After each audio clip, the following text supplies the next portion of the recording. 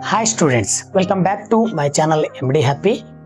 Second PUC examination 2 2024 ದ್ವಿತೀಯ PUC April ಮತ್ತು ಮೇ ತಿಂಗಳಲ್ಲಿ ನಡೆಯುವಂತಹ ಒಂದು ದ್ವಿತೀಯ PUC ಬಗ್ಗೆ ಒಂದು ಸ್ವಲ್ಪ ಮಾಹಿತಿಯನ್ನು ನಾನು ಈ ಒಂದು ವಿಡಿಯೋದಲ್ಲಿ ಕೊಡ್ತಾ ಹೋಗ್ತೇನೆ. ಯಾವಾಗ ಪರೀಕ್ಷೆಗಳು ಪ್ರಾರಂಭ ಆಗ್ತವೆ? 29 ಏಪ್ರಿಲ್ 2024 ರಿಂದ 16/5/2024 ಈ ಎರಡನೇ ದ್ವಿತೀಯ PUC ನಡೀತವೆ.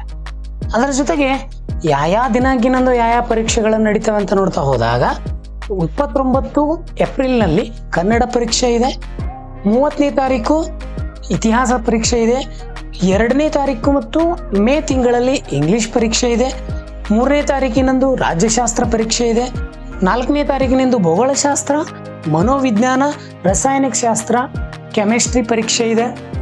ಅದೇ ರೀತಿ ಬಿಸ್ನೆಸ್ ಸ್ಟಡಿ, ಮ್ಯಾಥ್ಸ್ ಮತ್ತು ಎಜುಕೇಷನ್ 9ನೇ ತಾರೀಕಿನಂದು ಪರೀಕ್ಷೆ ಇದೆ. 11ನೇ ತಾರೀಕಿನಂದು ಸೊಸಿಯಾಲಜಿ ಮತ್ತು ಬಯೋಲಜಿ, ಜಿಯಾಲಜಿ ಎಂಬ ಪರೀಕ್ಷೆಗಳಿವೆ. 13ನೇ ತಾರೀಕಿನಂದು ಅರ್ಥಶಾಸ್ತ್ರ, ಎಕನಾಮಿಕ್ಸ್ ಪರೀಕ್ಷೆ ಇದೆ. 14ನೇ ತಾರೀಕಿನಂದು ಅಕೌಂಟೆನ್ಸಿ ಮತ್ತು ಆಪ್ಷನಲ್ ಕನ್ನಡ, ಐಚ್ಛಿಕ ಕನ್ನಡ ಅಂತ ಕರಿತೀವಿ, ಆ ಪರೀಕ್ಷೆ ಇದೆ. ಇನ್ನು 15ನೇ ತಾರೀಕಿನಂದು ಹಿಂದಿ ಇದೆ. ಟೈಮ್ ಟೇಬಲ್ ಜೊತೆಗೆ ಈ ಕರ್ನಾಟಕ ಎಕ್ಸಾಮಿನೇಷನ್ ಅಥಾರಿಟಿ KEA ಒಂದು ದ್ವಿತೀಯ PUCಗೆ ಪರೀಕ್ಷೆ ಬರೆಯುವಂಥ ವಿದ್ಯಾರ್ಥಿಗಳಿಗೆ ಒಂದು ಒಳ್ಳೆಯ ಸೂಚನೆಯನ್ನು ಕೊಟ್ಟಿದೆ. ಏನಂತ ಹೇಳ್ತೀರಾ? ಈ ವರ್ಷ 3 ರೀತಿಯಲ್ಲಿ ಪರೀಕ್ಷೆಗಳನ್ನು ಬರಿತೀರಿ. ದ್ವಿತೀಯ PUC ಪರೀಕ್ಷೆ 1, ದ್ವಿತೀಯ PUC ಪರೀಕ್ಷೆ 2, ದ್ವಿತೀಯ PUC ಪರೀಕ್ಷೆ 3. ಸೊ 3 ರೀತಿಯಾದಂಥ ಪರೀಕ್ಷೆಗಳು ಬರೀತೀರಿ.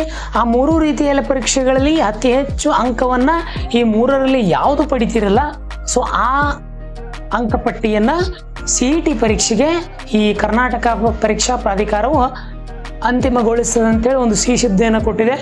ಸೊ ಅದರ ಅನುಗುಣವಾಗಿ ವಿದ್ಯಾರ್ಥಿಗಳಲ್ಲಿ ನಾನೇನು ಒಂದು ಹೇಳೋದು ಅಂತಂದರೆ, 3 ಪರೀಕ್ಷೆಯನ್ನು ಅಟೆಂಡ್ ಮಾಡಿ ಕಡಿಮೆ ಅಂಕಗಳು ಬಂದಿದ್ದು ಅಂತಂದರೆ ಇನ್ನೂ ಅತಿ ಹೆಚ್ಚು ಅಂಕಗಳು ಪಡೀಲಿಕ್ಕೆ ನೀವು ಪ್ರಯತ್ನ ಪಡಿ ಅಂತ ಹೇಳ್ತೀನಿ. 29ನೇ ತಾರೀಕಿನಿಂದ ಪ್ರಾರಂಭ ಆಗ್ತವೆ ಎಕ್ಸಾಮ್ಗಳು. ಆ ಪರೀಕ್ಷೆಯಲ್ಲಿ ಅತಿ ಹೆಚ್ಚು ಅಂಕಗಳನ್ನು ಪಡೆದು ಒಳ್ಳೆಯ ಸೀಟುಗಳು, ಇಂಜಿನಿಯರಿಂಗ್, ಮೆಡಿಕಲ್, ಅನೇಕ ಥರ ಸೀಟುಗಳು ಅವೆಲ್ಲ ಪಡಲಿಕ್ಕೆ ಈ KE ಏನು ಮಾಡಿದೆ ಅಂತಂದರೆ ಒಂದು ಒಳ್ಳೆಯ ಅವಕಾಶವನ್ನು ಕೊಟ್ಟಿದೆ ವಿದ್ಯಾರ್ಥಿಗಳೇ. ಆ ಅವಕಾಶವನ್ನು ಸದುಪಯೋಗ ಪಡ್ಕೋರಿ. ಈ ವಿಷಯನ ನಿಮ್ಮ ಸ್ನೇಹಿತರು ಕೂಡ ಶೇರ್ ಮಾಡಿ ಅಂತ ಹೇಳ್ತೀನಿ.